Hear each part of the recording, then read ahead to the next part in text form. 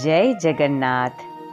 जगन्नाथ के भात को जगत पसारे हाथ, बिना भाग्य मिलता नहीं जगन्नाथ का भात।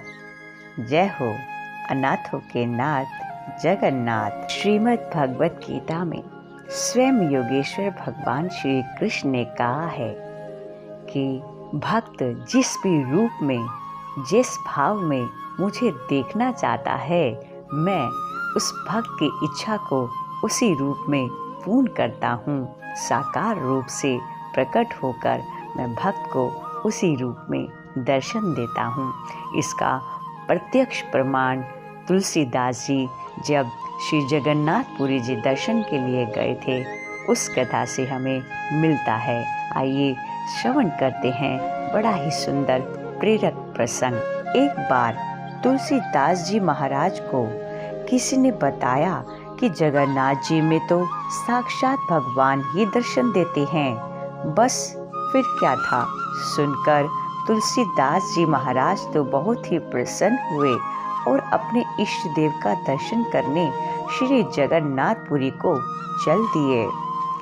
महीनों की कठिन और थका देने वाली यात्रा के उपरांत जब वह जगन्नाथपुरी पहुँचे तो मंदिर में भक्तों की भीड़ देखकर प्रसन्न मन से अंदर प्रविष्ट हुए।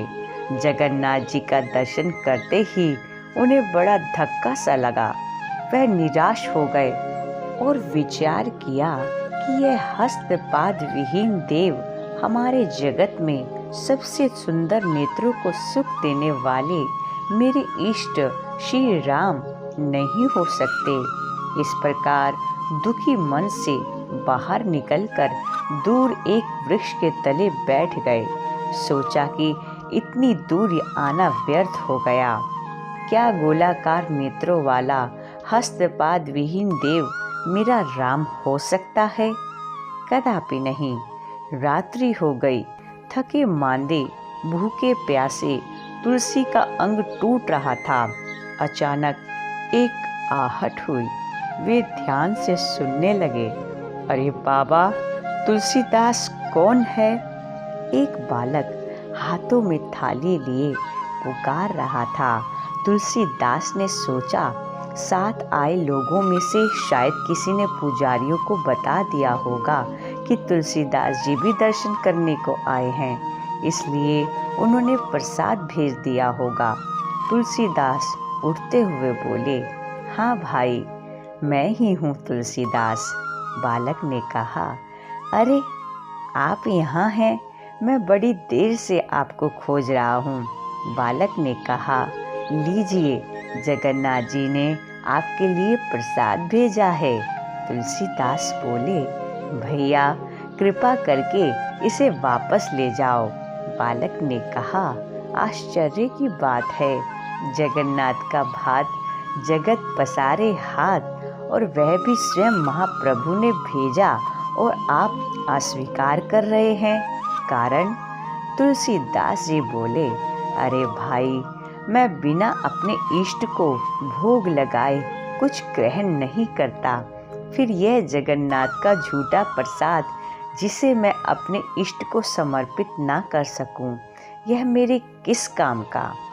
बालक ने मुस्कुराते हुए कहा, अरे बाबा, आपके इष्ट ने ही तो भेजा है। तुलसीदास जी बोले, यह हस्तपाद विहीन मूर्ति मेरा इष्ट नहीं हो सकता। बालक ने कहा कि फिर आपने अपने श्री रामचरितमानस में यह किस रूप का वर्णन किया है? बिन पद चलई सुने बिन काना, कर बिन करम करई विधि नाना, आनंद रहित सकल रस भोगी, बिन वाणी बकता बड़ जोगी। अब तुलसीदास की भाव भंगिमा देखने लायक थी। नेत्रों में अश्रु बिंदु, मुख से शब्द नहीं निकल रहे थे। थाल रखकर बालक यह कहकर अदृश्य हो गया कि मैं ही तुम्हारा राम हूँ। मेरे मंदिर के चारों द्वारों पर हनुमान का पहरा है। विभीषण नित्य मेरे दर्शन को आता है। कल प्रातः तुम भी आकर दर्शन कर लेना। तुलसीदास जी की स्थिति ऐसी कि रोमावली रोमांचित थी, नेत्रों से अश्रु अविरल बह रहे थे और शरीर की कोई सुध ही नहीं थी। उन्होंने बड़े ही प्रेम से प्रसाद ग्रहण किया। प्रातः मंदिर में जब तुलसीदास जी महाराज दर्शन के लिए गए, तब उन्हें जगन्नाथ, बलभद्र और सुभद्रा के स्थान पर श्री राम, लक्ष्मण एवं जानकी के भव्य दर्शन हुए। भगवान ने भक्त की इच्छा पूरी की। जिस स्थान पर तुलसीदास जी ने रात्रि व्यतीत की थी, वह स्थान तुलसी चौरा नाम से विख्यात हुआ। वहाँ पर तुलसीदास जी की पीठ बड़छथा मठ के रूप में प्रतिष्ठित है। कैसी अद्भुत लीला प्रभु करते हैं अपने भक्तों के लिए।